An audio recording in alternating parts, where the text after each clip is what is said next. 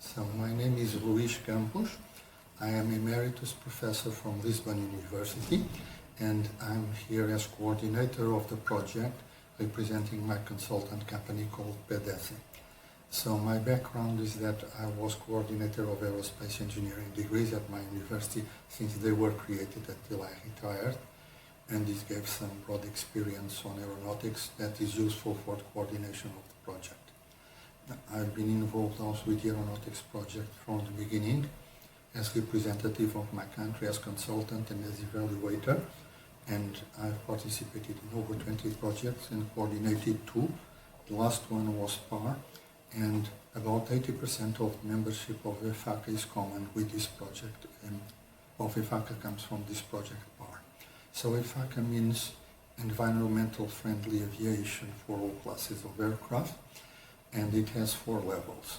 The first level is experimental work, and on 3 topics.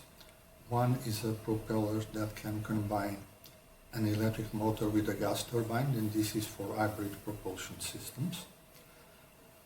The second one is on use of electric fuel cells and making them more efficient, and by replacing liquid cooling by phase change cooling.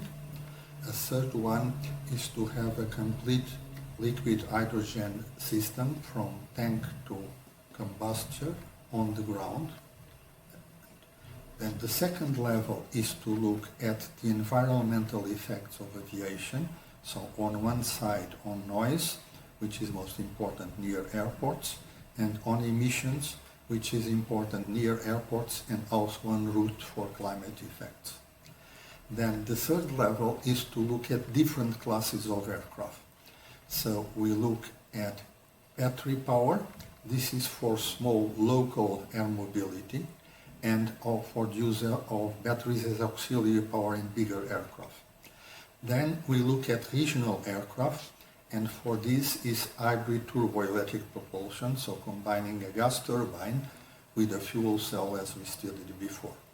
Then we look at jet aircraft, narrow body, let's say, and powering this with jet engines with liquid hydrogen fuel. The main advantage is if we burn hydrogen, we produce water vapor, but we don't produce CO2. So this is a good way of decarbonizing.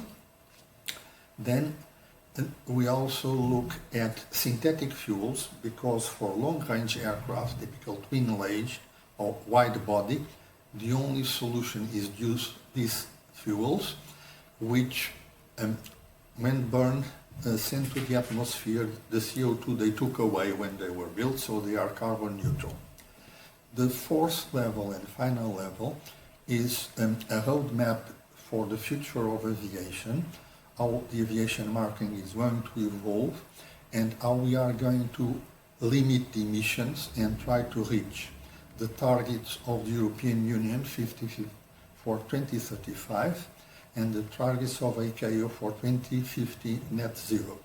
And for this, we have to use the information from all the other tasks. We have to consider the various classes of aircraft. We have to consider the noise and emissions.